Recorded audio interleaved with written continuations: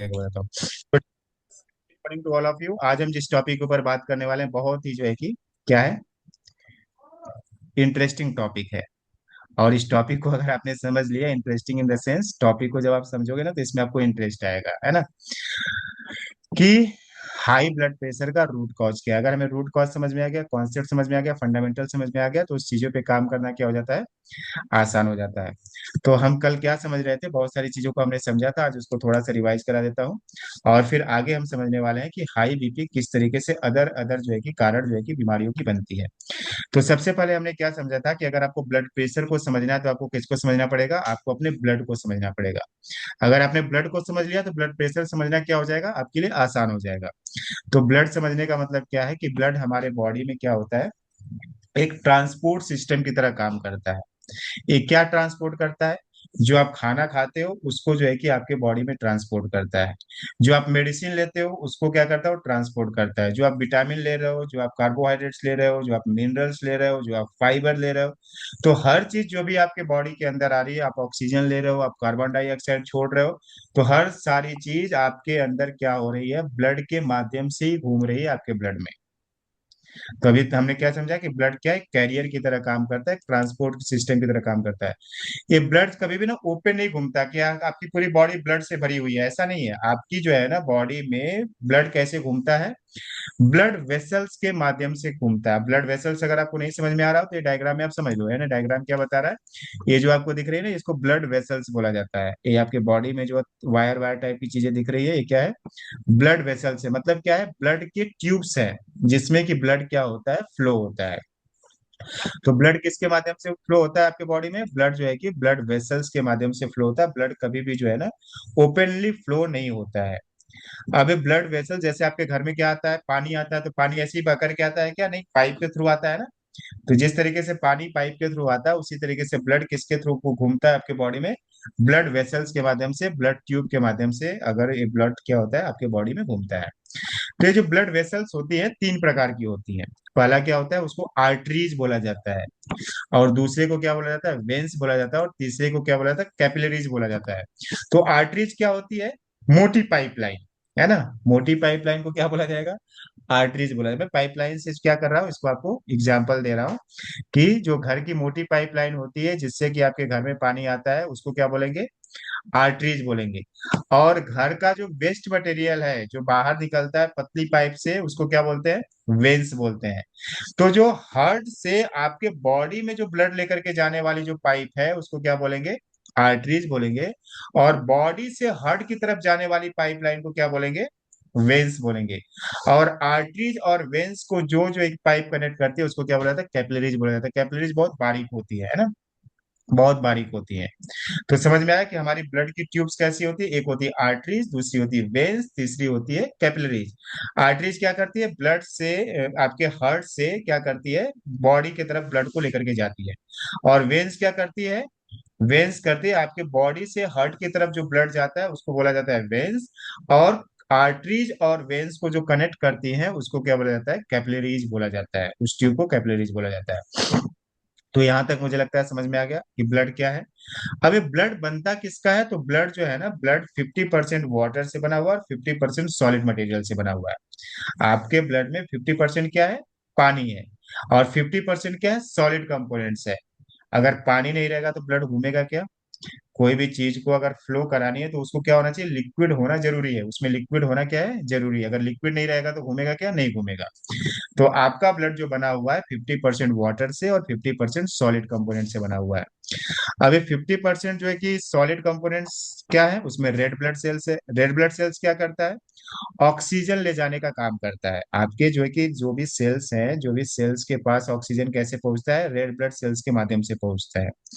उसमें और क्या होता है, व्हाइट ब्लड सेल्स होता है। व्हाइट ब्लड सेल्स क्या होते हैं, जो आपके अंदर बैक्टीरिया वायरस फंगस से लड़ने का काम कौन करता है, व्हाइट ब्लड सेल्स करते हैं।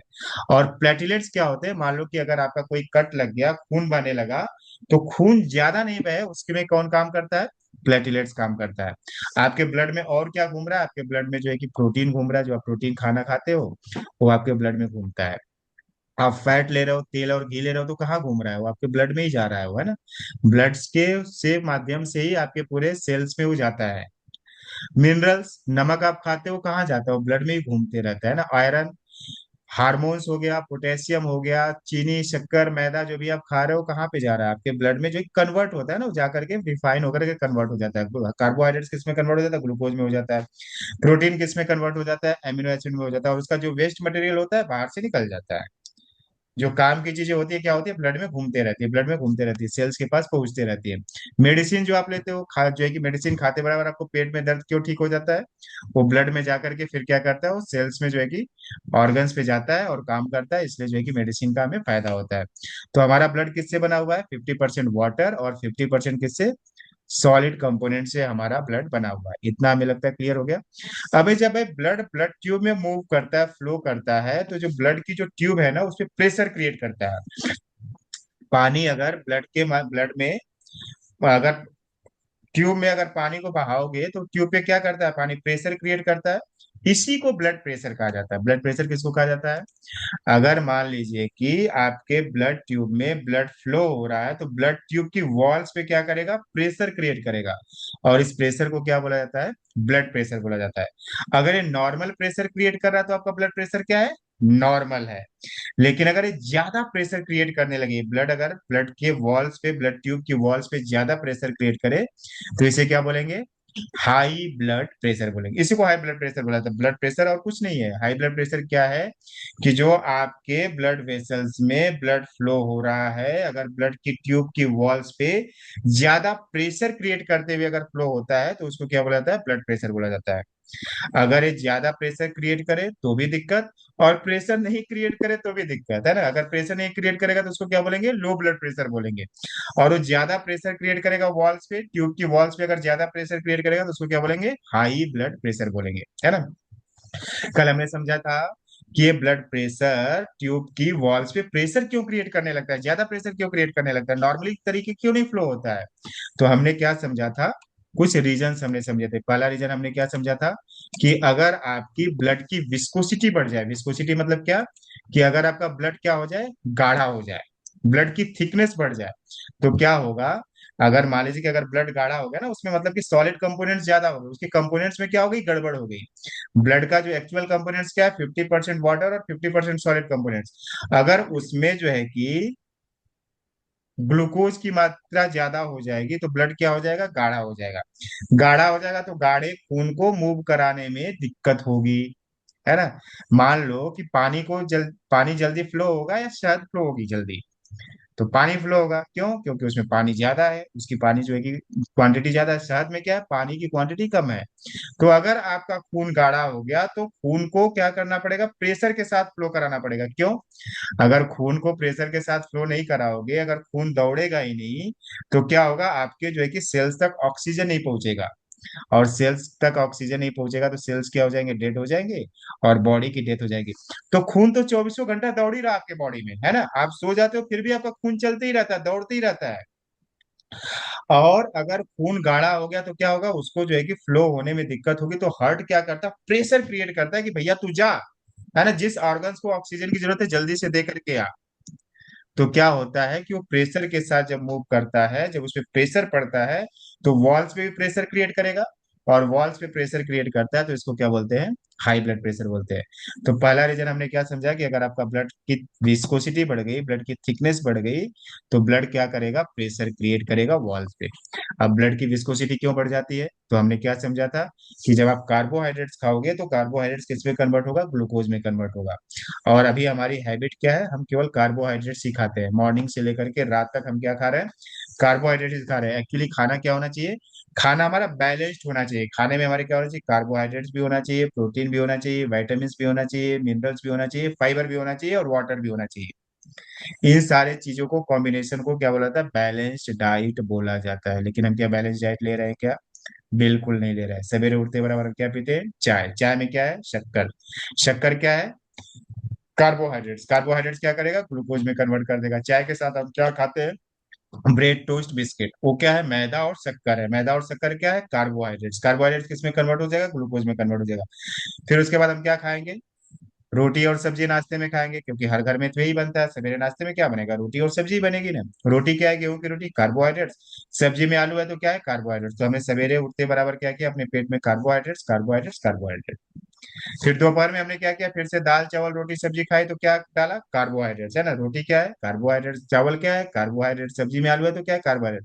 प्रोटीन थोड़ा मोड़ा है जो है ना, थोड़ा मोड़ा छोटी कटोरी में हम जो है कि दाल खा लेते हैं। इवनिंग में आपको नाश्ते में क्या चाहिए, चाय चाहिए है ना, कुछ जो है कि स्नैक्स चाहिए, तो वो सब क्या है, कार्बोहाइड्रेट है, क्योंकि चाय में क्या है, शक्कर है, शक्कर क्या पूरा का पूरा ग्लूकोज है।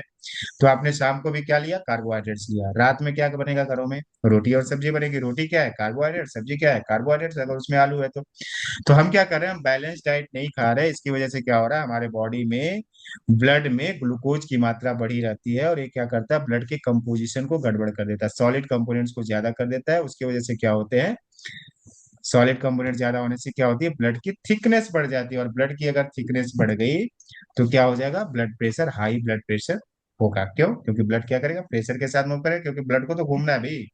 ब्लड अगर दौड़ेगा नहीं आपके शरीर में तो क्या होगा, ऑक्सीजन नहीं मिल पाएगा पूरे बॉडी पर। जहां भी बॉडी को ऑक्सीजन नहीं मिला, वो सेल्स क्या होने लगेंगे, डेड होने लगेंगे। तो इसलिए ब्लड तो अपना काम करता है, तुम उसको प्रेशर के साथ दौड़ाओ या फिर सही तरीके से दौड़ाओ, वो आपकी मर्जी है ना, आप जैसा करोगे वैसा दौड़ेगा वो। दूसरा रीजन हमने क्या समझा था कि हाई ब्लड प्रेशर का दूसरा रीजन क्या है, दूसरा रीजन है कि अगर आपके ब्लड में उसका वॉल्यूम बढ़ जाए, वॉल्यूम बढ़ जाए, तो इसको समझने के लिए, ब्लड में वॉल्यूम बढ़ने के लिए क्या समझना पड़ेगा हमको, ये समझना पड़ेगा कि ब्लड का वॉल्यूम क्यों बढ़ेगा। अगर ब्लड में नमक की मात्रा ज्यादा होगी, वॉल्यूम बढ़ जाए मतलब क्या, अगर ब्लड में नमक की मात्रा ज्यादा हो जाएगी तो भी क्या होगा, ब्लड को प्रेशर के साथ मूव करना पड़ेगा। क्यों, कि ब्लड में नमक की मात्रा ज्यादा क्यों होगी, ब्लड में नमक की मात्रा इसलिए ज्यादा होती है कि जब जो आप खाना खाते हो, ग्लूकोज किस में कन्वर्ट होना चाहिए, एनर्जी में कन्वर्ट होना चाहिए।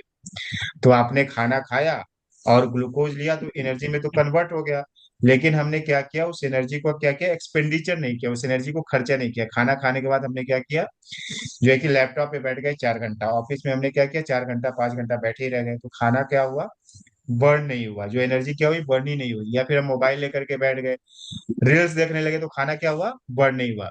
तो अब सेल्स क्या बोलता है, मुझे अभी एनर्जी की जरूरत नहीं है, तो जो आप ग्लूकोज ले रहे हो, फिर दोपहर में नाश्ते में खाना खाओगे, फिर शाम को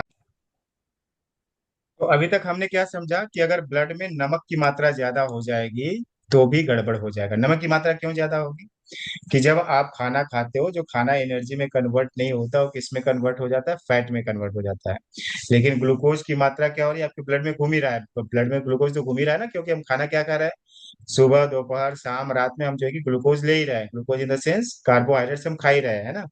तो उससे क्या होता है, जब ग्लूकोज की मात्रा जब बॉडी में ज्यादा रहती है तो इंसुलिन को क्या लगता है कि भाई ये जो है ना, सेल्स जो है कि अपने अंदर ग्लूकोज को ले क्यों नहीं रहे एनर्जी में कन्वर्ट करने के लिए।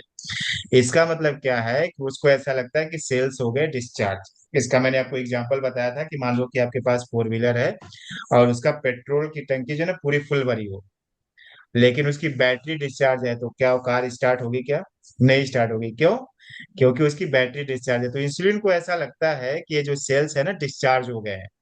तो सेल्स को चार्ज कौन करता है, सेल्स को चार्ज करता है सोडियम, यानी कि नमक। तो क्या करता है इंसुलिन, क्या करता है, आपके बॉडी में जो नमक बाहर यूरिन के माध्यम से निकल जाना चाहिए, उस नमक को रोक देता है, और इसलिए ब्लड में नमक की कंपोजिशन ज्यादा हो जाती है। नमक अगर ज्यादा हो गया तो इसका मतलब क्या है कि ब्लड की फिर से विस्कोसिटी बढ़ गई। नमक बढ़े या ग्लूकोज बढ़े है तो क्या होगा, विस्कोसिटी फिर से गाढ़ा हो जाएगा, यानी आपका खून। तो एक तो थिकनेस के साथ क्या होना पड़ेगा उसको, जो है कि गाढ़ा जैसे ही होगा तो उसको प्रेशर के साथ मूव कराना पड़ेगा। लेकिन ब्लड में अगर नमक की मात्रा ज्यादा हो जाएगी तो सोल्यूशन क्या हो जाता है, हाइपरटोनिक सोल्यूशन हो जाता है। कल हमने समझा था है ना, जो लोग नहीं आए होंगे उनको जैसे ज्यादा क्लियर नहीं हो रहा होगा, लेकिन मैं आपको जो है कि बता रहा हूँ कि क्या हो जाएगा, अगर नमक की मात्रा अगर ज्यादा हो जाएगी तो इस सोल्यूशन को क्या बोलते हैं, हाइपरटोनिक सोल्यूशन बोलते हैं। और इसमें क्या होता है, सेल्स क्या होने लगते हैं, सिकुड़ने लगते हैं। अगर आपके ब्लड में नमक की मात्रा ज्यादा हो जाएगी तो सेल्स क्या होने लगेंगे, सिकुड़ने लगेंगे, और सिकुड़ने हुए सेल्स क्या करेंगे, प्रॉपर तरीके से ऑक्सीजन सप्लाई नहीं कर पाएंगे। तो इसलिए क्या होती है, बॉडी की मैकेनिज्म ऐसी बनी रहती है कि सेल्स जो है कि सिकुड़े नहीं, नहीं तो क्या हो जाएगा, बॉडी की डेथ हो सकती है। तो बॉडी क्या करती है, ब्लड में पानी की मात्रा बढ़ा देती है। किसकी मात्रा बढ़ा देती है? पानी की मात्रा। अगर पानी की मात्रा बढ़ जाती है तो नमक का कॉन्सेंट्रेशन क्या हो जाता है? बराबर हो जाता है। आप मान लो कि एक घर में शरबत बना रहे हो, किसका? किसका शरबत बना रहे हो? पानी और नमक का। अगर नमक ज्यादा हो जाएगा तो, अगर नमक ज्यादा हो जाएगा तो क्या लगेगा? वो ज्यादा नमक नमक लगेगा वो शरबत, है ना? तो उसको अब सही करने के लिए आप क्या करोगे? ज्यादा पानी उसमें डाल दोगे तो नमक क्या हो जाएगा? ठीक हो जाएगा। फिर उस शरबत को हम क्या कर सकते हैं? पी सकते हैं। इसी तरीके से बॉडी क्या करती है? पानी की मात्रा ब्लड में बढ़ा देती है। जब पानी की मात्रा बढ़ जाती है तो वॉल्यूम ऑफ वाटर बढ़ जाता है, वॉल्यूम ऑफ ब्लड बढ़ जाता है ना? तो फिर क्या होता है कि अगर किसी पाइप में ज्यादा पानी डाला जाए तो वो ऑटोमेटिक क्या करेगा? प्रेशर के साथ मूव करेगा। तो ये क्या करेगा? वॉल्स पे प्रेशर क्रिएट करेगा और इसको क्या बोलते हैं? हाई ब्लड प्रेशर बोलते हैं। अच्छा, ये प्रेशर क्रिएट कौन करेगा? ये जो प्रेशर क्रिएट करेगा ये तो आपका हार्ट ही प्रेशर क्रिएट करेगा ना, वही तो पंप है ना, वही तो मशीन है। जो प्रेशर क्रिएट करेगा वो पंप करेगा तभी तो ब्लड फ्लो होगा, अगर वो पंप ही नहीं करेगा तो ब्लड फ्लो नहीं होगा। तो ये हार्ट को क्या करना पड़ता है? प्रेशर क्रिएट करने के लिए ज्यादा पंपिंग करनी पड़ती है। क्या करनी पड़ती है? ज्यादा तेज तरीके से जब पंप करता है, इसको बोलते हैं हाई पंपिंग ऑफ हार्ट। तो अगर आपका ब्लड को पंप कराने के लिए हार्ट को ज्यादा पंपिंग करनी पड़ेगी प्रेशर देने के लिए, तो भी क्या हो जाएगा? हार्ट क्या करेगा? ज्यादा प्रेशर क्रिएट करेगा, और ज्यादा प्रेशर क्रिएट करेगा तो आपका ब्लड का प्रेशर बढ़ जाएगा। चौथा रीजन हमने क्या समझा था? कि ये जो है ना, क्या ये जो है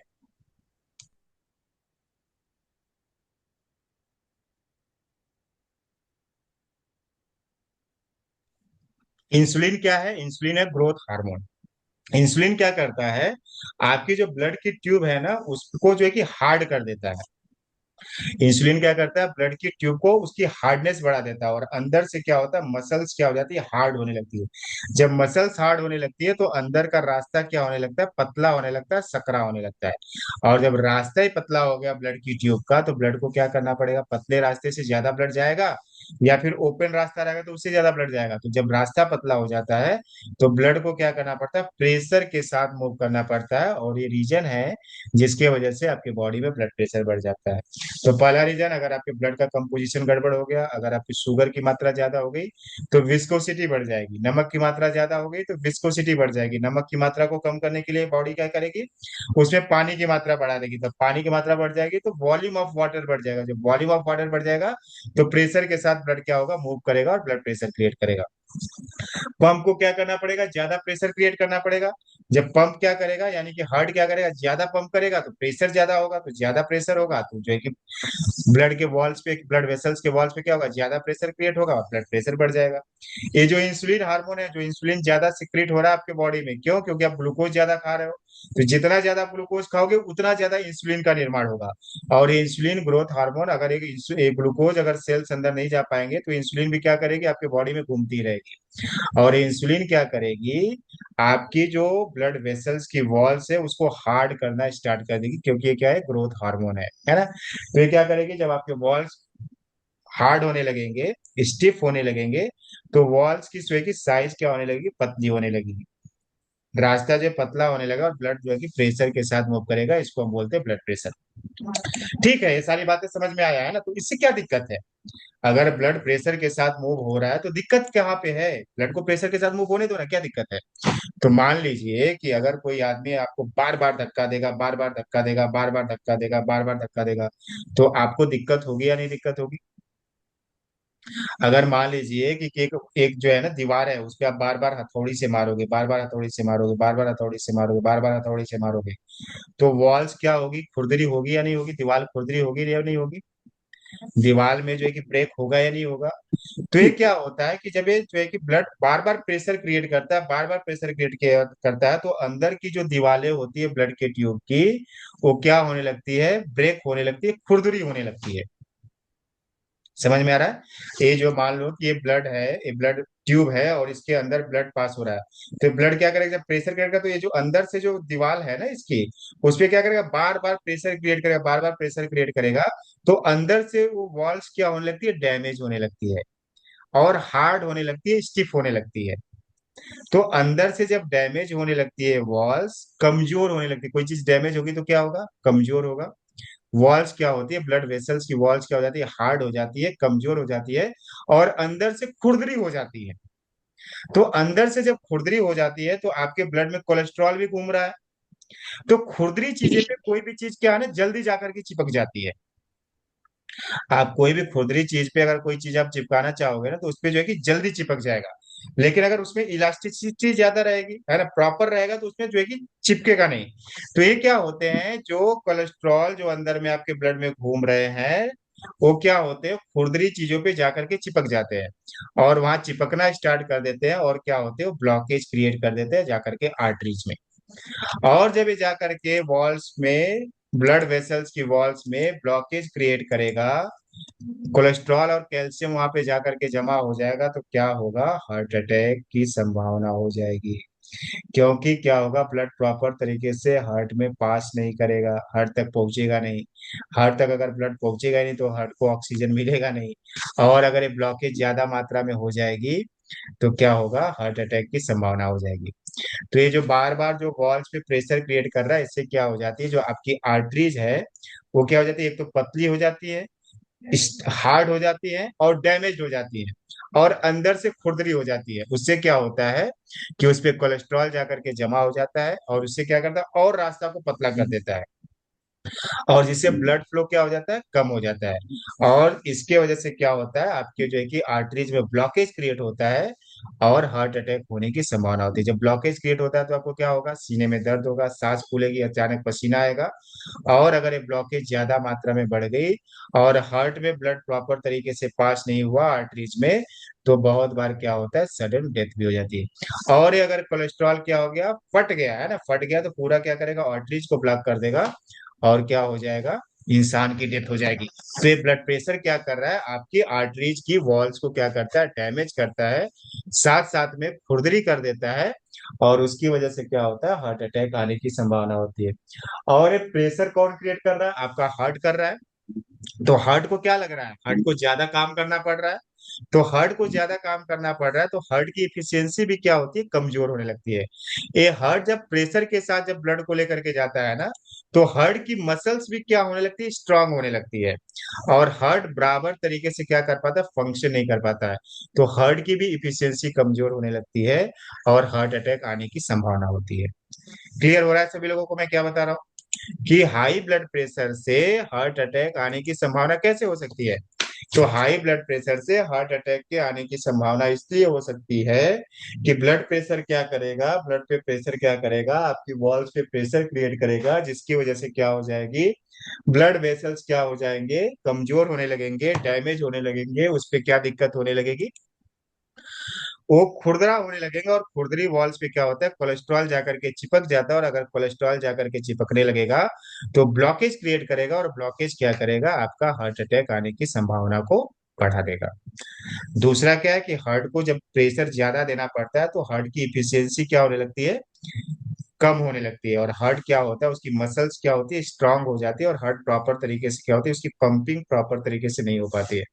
तो हार्ट बीट में क्या होता है, गड़बड़ होने लगता है, और हार्ट क्या होता है, काम करते करते करते करते बेचारा क्या हो जाता है, हाई लोड की वजह से ज्यादा प्रेशर क्रिएट कर करके क्या होता है, एक दिन तो थक जाएगा ना। थक जाएगा, तो जितना दिन चलना था उसको उतना दिन नहीं चलेगा। बेचारा आधे रास्ते में क्या करेगा, इंसान का साथ छोड़ करके चला जाएगा। तो हाई ब्लड प्रेशर से इस तरीके से होता है हार्ट अटैक। अब हम समझते हैं कि high blood pressure brain stroke कैसे कर सकता है। तो सेम है, अगर आपने एक कॉन्सेप्ट समझ लिया, तो दूसरा कॉन्सेप्ट भी क्या है, सेम ही है। कि ब्रेन तक जाने वाली जो नसें हैं, ब्रेन तक जाने वाली जो ब्लड वेसल्स है, उसमें भी क्या होगा, वहां पे भी प्रेशर क्रिएट होगा ना, क्योंकि ये तो हर जगह प्रेशर ही क्रिएट करेगा। चाहे ब्रेन की नसें हो, चाहे जो कि आपकी किडनी की नसें हो, चाहे हार्ट की नसें हो, है ना। तो हर जगह जाकर के ब्लड वेसल्स में क्या करेगा, ये प्रेशर क्रिएट करेगा। तो ब्रेन तक जाने वाली जो कमजोर नसें होती है, नाजुक नसें होती है, उनको क्या कर देता है, ये कमजोर करना स्टार्ट कर देता है, डैमेज करना स्टार्ट कर देता है, जो बार बार प्रेशर लगता है। तो अगर ब्रेन की नसें कमजोर होना स्टार्ट हो जाएंगी, डैमेज होना स्टार्ट हो जाएंगी, और उसमें जाकर के खुरदरापन आने लगेगा, उसमें भी जाकर के क्या होगा, कोलेस्ट्रॉल जाकर के जमा होने लगेगा, तो ये क्या हो जाता है, वहां पे अगर खून की सप्लाई बंद हो जाएगी, तो अचानक क्या हो सकता है, ब्रेन स्ट्रोक होने की संभावना हो सकती है। और जब ब्रेन स्ट्रोक होने की संभावना होती है, तो क्या होता है, इंसान को बोलने में दिक्कत हो सकती है, एक तरफ का शरीर शून्य होने लगेगा, है ना, याददाश्त कमजोर होने लगेगी, क्योंकि ब्रेन तक प्रॉपर तरीके से क्या हो रहा है, ब्लड पास नहीं हो रहा है। ब्रेन तक प्रॉपर तरीके से अगर ब्लड पास नहीं होगा तो ब्रेन के जो सेल्स है उनको ऑक्सीजन प्रॉपर तरीके से नहीं मिलेगा, तो अल्जाइमर की प्रॉब्लम होना स्टार्ट हो जाएगी, या फिर पैरालिसिस या फिर सडन डेथ हो सकती है इंसान की। तो ये इसलिए जो है ना, ब्लड प्रेशर क्या है, खतरनाक है।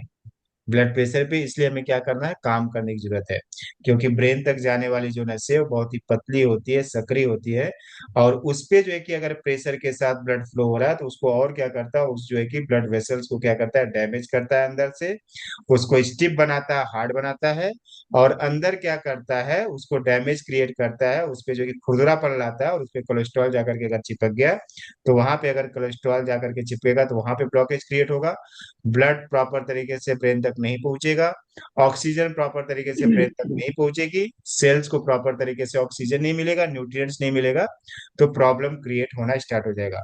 और इस पे अगर हमने काम नहीं किया तो एक दिन क्या हो जाएगी, नसें फट जाएगी और इंसान की डेथ हो जाएगी, ब्रेन बेचारा आधे रास्ते में छोड़ करके आपको चला जाएगा। जितना उसका लाइफ स्पेन था उस लाइफ स्पेन को कंप्लीट नहीं कर पाएगा, क्योंकि हमें खाने की आदत है, पता है क्या, सवेरे सवेरे मीठी मीठी गर्मा गर्म चाय पीने की जो आदत है। जो ये जीभ बेचारा जो है कि चाय मांग रहा था, लेकिन ब्रेन बेचारा बोल रहा था मत दे मत दे मत दे, लेकिन हमने उसकी सुनी नहीं, और चाय के साथ साथ हमने दो चार और जो है कि टोस्ट दबा लिया, हाँ, ब्रेड दबा लिया, है ना, बिस्किट दबा लिया, और वो बेचारा बार बार बोल रहा है कि मेरे ऊपर प्रेशर क्रिएट हो रहा है, प्रेशर क्रिएट हो रहा है, प्रेशर क्रिएट हो रहा है, बार बार ब्लड जो है कि प्रेशर के साथ मूव कर रहा था, लेकिन हमारी जीभ ने, हमारी जिह्वा के स्वाद ने उसकी बातों को नजरअंदाज कर दिया। फिर ब्रेन बोलता है ठीक है, फिर तुम स्वाद लेते रहो, हम तो चले परदेश पिया, है ना। अब क्या होगा, ब्रेन स्ट्रोक समझ में आ गया। अगर ब्रेन स्ट्रोक समझ में आ जाएगा तो किडनी भी समझ में आ जाएगा, किडनी फेलियर भी समझ में आ जाएगा, है ना। किडनी भी सेम चीज है, किडनी फेलियर कैसे होगी, कि किडनी तक जाने वाली नसों में जब ब्लड प्रेशर के साथ फ्लो करेगा तो वहां की वॉल्स को डैमेज करेगा। किडनी तक जाने वाली जो नसें हैं उस पे प्रेशर के साथ अगर ब्लड फ्लो करेगा तो वहां की वॉल्स को क्या करेगा, डैमेज करेगा, है ना, वहां की ब्लड वेसल्स को डैमेज करेगा। और किडनी में क्या होता है, फिल्टर्स होते हैं, नेफ्रॉन्स होते हैं, उसमें ब्लड पास करता है ना, उस नेफ्रॉन्स में और बहुत बारीक तरीके के फिल्टर्स होते हैं, और अगर प्रेशर के साथ उस फिल्टर में ब्लड मूव कर जाए तो क्या करेगा, नेफ्रॉन्स को डैमेज कर देगा, और नेफ्रॉन्स अगर डैमेज हो गए तो किडनी क्या करेगी, प्रॉपर तरीके से फिल्टर नहीं कर पाएगी, और किडनी अगर फिल्टर नहीं करेगी तो जो है कि किडनी रिलेटेड प्रॉब्लम होना स्टार्ट हो जाएगा, है ना। और अगर मान लो कि किडनी में जा करके जो है कि किडनी के ब्लड वेसल्स में प्रॉब्लम क्रिएट हो गई, उनके वॉल्स डैमेज हो गए, उनके वॉल्स में खुरदरापन आ गया, वहां पे कोलेस्ट्रॉल जा करके जम गया, वहां पे कैल्शियम जा करके जम गया, तो वहां पे अगर ब्लॉकेज क्रिएट हो गया तो क्या होगा, अगर ब्लड का सप्लाई पास नहीं होगा तो क्या हो जाएगा, किडनी फेलियर हो जाएगी, किडनी बेचारे रास्ते में छोड़ करके चल देगी अपना, है ना। तो इसको बोलते हैं किडनी फेलियर। मतलब कॉन्सेप्ट आपको समझ में आ गया। एक बार आपने समझ लिया, सारा खेल उसी का है ना, कि जहां जहां पे ब्लड प्रेशर क्रिएट करेगा उसकी वॉल्स को डैमेज करेगा, वहां पे खुरदरापन लाएगा, और जब जो है कि डैमेज वॉल्स में जो है कि वहां पे जो है कि वॉल्स जो है नली है सक्रिय हो जाएगी, पतली हो जाएगी, क्योंकि कोलेस्ट्रॉल आकर के जम जाएगा उसको ना, जो खुरदुरापन होता है, जो डैमेज होता है ना, डैमेज को रिपेयर करने के लिए क्या करती है बॉडी, वहां पे कोलेस्ट्रॉल का लेप लगाना स्टार्ट कर देती है। कोई भी चीज अगर डैमेज होती है ना तो सेल्स क्या चाहते हैं कि ये डैमेज हो गया है ना, इसको चलो रिपेयर करने, चलो चलो चलो चलो इसको रिपेयर करते हैं, और रिपेयर किसी से करते हैं, वहां पे कोलेस्ट्रॉल का लेप लगाने लगते हैं, वहां पे कैल्शियम का लेप लगाने लगते हैं, और जब लेप लगाने लगते हैं तो वॉल्स क्या हो जाती है, मोटी हो जाती है अंदर से, और अंदर से मोटी होगी तो ब्लड के लिए रास्ता क्या हो जाता है, पतला हो जाता है, और ब्लड के लिए रास्ता पतला हो गया तो वहां ब्लड प्रॉपर तरीके से नहीं पहुंचेगा, और उस ऑर्गन्स पे क्या करेगा, वो इफेक्ट करेगा। क्लियर हो गया। अब हम समझते हैं कि किडनी फेलियर अगर आपने समझ लिया तो मुझे लगता है कि आंख की रेटिना भी आपको समझ में आ जाएगी, कि ब्लड क्या करता है, आंख की रेटिना को ब्लड प्रेशर क्या करता है, आंख की रेटिना को कैसे डैमेज करता है। तो सिंपल सा, आंख तक जाने वाली जो नस है और भी बारीक है और भी पतली है, और उन पतली नसों को बार बार अगर ब्लड प्रेशर के साथ जो है कि जाएगा, है ना, प्रेशर क्रिएट करेगा तो डैमेज कर देगा, नसों को डैमेज कर जाएगा।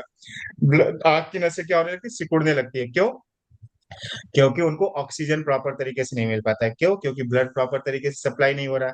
जब ब्लड में ऑक्सीजन प्रॉपर तरीके से नहीं पहुंचा पाएगा रेटिना को, तो आंख तक जाने वाली नसें क्या होने लगेंगी, सिकुड़ने लगेंगी। या अगर बहुत ही ज्यादा प्रेशर होगा तो फट भी सकती है, या फिर वो लीकेज भी हो सकती है ना। अगर वो डैमेज हो गई, वो वॉल्स डैमेज हो गए, तो क्या होगा, उसमें से लीकेज होना स्टार्ट हो जाएगा। और इसको क्या बोलते हैं, रेटिनोपैथी बोलते हैं। यानी कि आपकी रेटिना को क्या कर दिया, उसने इफेक्ट कर दिया। फिर आपको क्या दिखने लगेगा, आपको धुंधला दिखने लगेगा, आंखों के आगे अंधेरा छा जाएगा। और धीरे धीरे धीरे धीरे धीरे धीरे इंसान क्या हो जाएगा, अंधा होना स्टार्ट हो जाएगा। तो ये हाई ब्लड प्रेशर क्या कर सकती है, इसमें बिना दर्द, दर्द भी नहीं होगा, और बिना दर्द के ही क्या होगी, आपकी आंख की रोशनी भी छिन सकती है।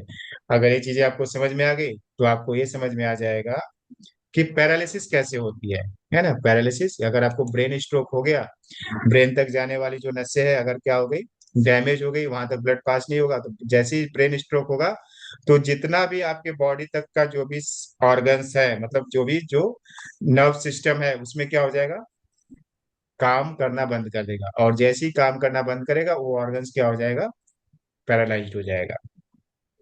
समझ में आ रहा है? कि अगर जो है कि ब्रेन की नसें ही काम करना बंद कर दी, ब्रेन ही काम करना अगर बंद कर देगा, तो पूरा का पूरा नर्वस सिग्नल ही क्या हो जाएंगे, रुक जाते हैं। नर्वस सिस्टम ही क्या हो जाएगा, रुक जाएगा। पूरी की पूरी नसें जो है कि जिसमें जो है कि पूरा तार से तार जुड़ा हुआ है, वो जो है कि उसको क्या मिलेगा,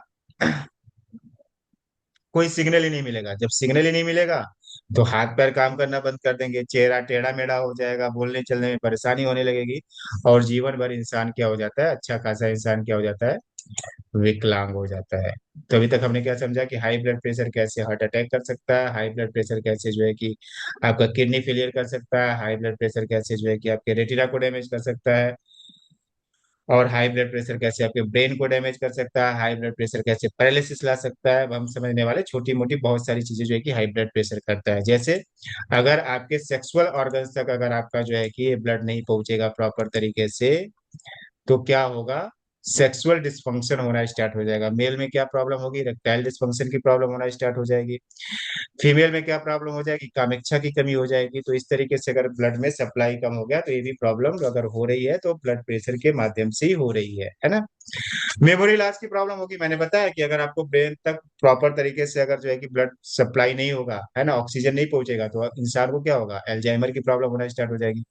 और बहुत बार क्या होता है कि जब नसें कमजोर हो जाती है ना, ये जो ब्लड वेसल से जब कमजोर हो जाती हैं, बार बार उस पे प्रेशर, बार बार प्रेशर से, तो एक जो है कि गुब्बारा की तरह फूल जाती है। क्या हो जाती है, अगर ये बार बार डैमेज हो गई, कमजोर हो गई, तो क्या हो जाएगा, गुब्बारा की तरफ फूल जाती है। और जिसकी वजह से क्या हो जाता है, ये इंसान की नसें फट जाती हैं और इंसान की डेथ हो जाती है। तो इसके लिए पता है हम कितनी मेहनत कर रहे हैं इन सारी चीजों के लिए, बहुत मेहनत करते हैं। सवेरे से लेकर के रात तक हम मेहनत ही करते रहते हैं इन सारी चीजें, इस सारे कार्यक्रम के लिए। सवेरे उठते बराबर हम चाय पीते हैं, सवेरे उठते बराबर हम टोस्ट खाते हैं, सवेरे उठते बराबर हम ब्रेड खाते हैं, सवेरे उठते बराबर हम जो है कि बिस्किट खाते हैं। फिर हम जो है कि रोटी सब्जी खाते हैं, फिर जो है कि हम चाय पीते हैं, हम पिज्जा खाते हैं, बर्गर खाते हैं, मंचूरियन खाते हैं, स्नैक्स खाते हैं, तले हुए समोसे खाते हैं, भजिया खाते हैं। यानी सब कचरा जो है कि अपने अंदर डाल डाल करके हम क्या करें, इतनी सारी मेहनत कर रहे हैं कि मुझे क्या आ जाए, हार्ट अटैक आ जाए, मुझे क्या आ जाए, पैरालिसिस हो जाए, मुझे क्या हो जाए, किडनी फेलियर हो जाए। ये सारी हम मेहनत कर रहे हैं। और एक इंसान अकेले मेहनत नहीं कर रहा, पूरी फैमिली मेहनत कर रही है इसके लिए। अब पूछोगे कैसे, आपके घर में जो तेल आता है ना, तेल जो आप लेकर के आते हो, पैकेट वाला तेल, आप बोलते हो क्या, रिफाइंड तेल है, रिफाइंड। नाम भी कितना अच्छा है ना, रिफाइंड, है ना, नाम सुनने में कितना कितना कितना अच्छा लगा, रिफाइंड तेल है, मतलब कितना अच्छा तेल होगा। और एकदम बकवास तेल है। उसमें क्या मिला हुआ, पाम ऑयल भर भर के मिला हुआ है। और पाम ऑयल क्या करता है, सीधे आपके बॉडी में कोलेस्ट्रॉल ला करके देता है। सीधे आपके बॉडी में क्या करता है, आपका जो है कि फैट को जो है कि बढ़ा देता है। उसमें ट्राइग्लिसराइड भर देता है ना, पूरा जाकर के क्या हो जाता है, ट्राइग्लिसराइड में कन्वर्ट कर देता है। तो क्या होता है कि फैमिली तेल में क्या बनाती है, सब्जियां सवेरे सवेरे उठ करके बनती है। तो तेल क्या कर रहा है, आपको नुकसान कर रहा है। फिर आपके घर में चाय ला करके कौन दे रहा है, चाय का सामान आप ला करके खरीद के दे रहे हो, और चाय कौन बना रहा है, बीबी जी बना रही है। तो पूरी फैमिली क्या है, पूरी इन्वॉल्व है। इसका मतलब ये नहीं कि मैं गलत बोल रहा हूँ किसी को। अभी तक हमें अवेयरनेस नहीं थी, तो कुछ चीजों की अगर हमें अवेयरनेस नहीं होती है तो हमें क्या करना, अगर हम अवेयर हो गए। क्या लगता है कि ये सारा कार्यक्रम बताने के बाद 1.5 घंटा 2 घंटा बात करने के बाद सभी लोगों के घर में पूरा एकदम बैलेंस डाइट होना स्टार्ट हो जाएगा? बिल्कुल नहीं होगा। 1% के ही घर में जो है कि सिस्टम फॉलो नहीं होगा। 1% लोग भी ये सारी चीजों को फॉलो नहीं करेंगे, जानते हुए भी कि ये सारी चीजें हमारे शरीर में क्या कर रही है, कुछ तो गड़बड़ कर रही है। क्योंकि क्या है ना, हमारा जो है कि हैबिट पैटर्न है, जिस पैटर्न में हम ढल जाते हैं ना, उसी पैटर्न में हम काम करते रहते हैं। सवेरे जब आप जैसे उठते हो ना, तो उसी हाथ से आप ब्रश करते हो या दूसरे हाथ से ब्रश करते हो? कभी ऐसा हुआ है क्या कि आप बाएं हाथ से ब्रश, जो है कि अगर आप दाएं हाथ से ब्रश करते हो तो कभी उठते बराबर अपने दाएं हाथ से ब्रश करना स्टार्ट कर दिया हो? कभी नहीं होता, क्योंकि हमारी बॉडी का वो पैटर्न बन गया है। चाय मिला तो आप चाय पियोगे ही, चाय घर में बनेगी ही, है ना? चाय में शक्कर डलेगी ही डलेगी। इसीलिए क्या है ना, आपको, अगर आप अवेयर हो गए अपने लाइफ को लेकर के, थोड़ा थोड़ा जो है कि उसमें जो है कि आपने काम करना स्टार्ट किया, तो इन सारी चीजों से हम क्या कर सकते हैं, जो है कि हम बच सकते हैं। तो आपको क्या लगता है, प्रॉब्लम क्या है? ब्लड प्रेशर प्रॉब्लम है? ब्लड प्रेशर प्रॉब्लम नहीं है, ब्लड प्रेशर जड़ नहीं है।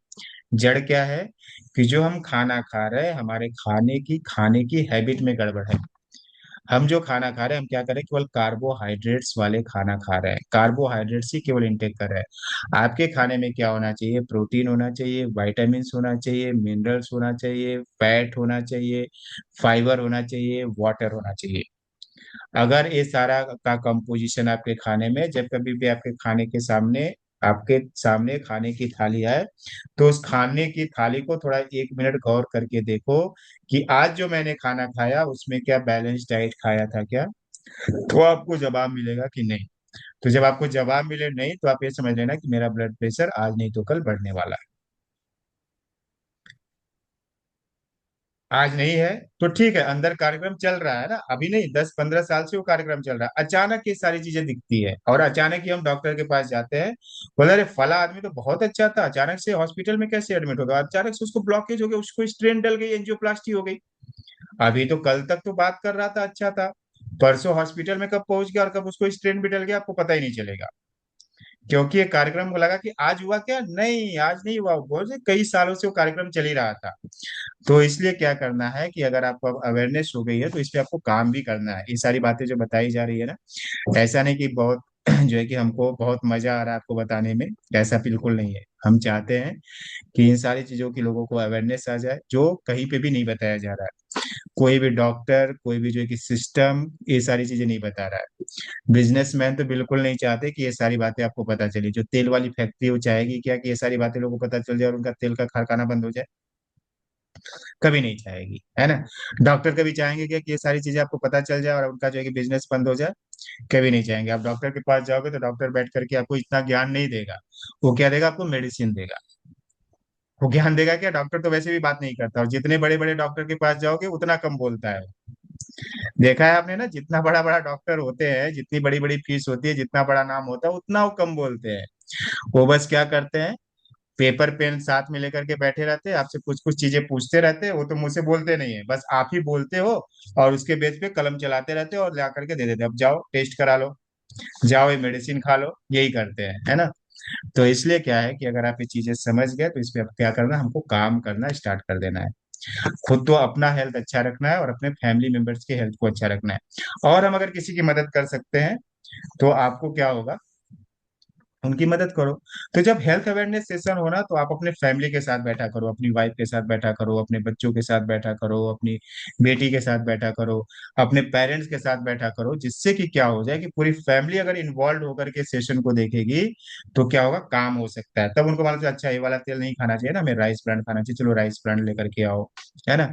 हमें जो है कि बाहर के कुरकुरे, भजिए, मंचूरियन, स्नैक्स, पिज्जा, बर्गर नहीं खाना चाहिए, चलो हम आज घर में बना लेते हैं, है ना?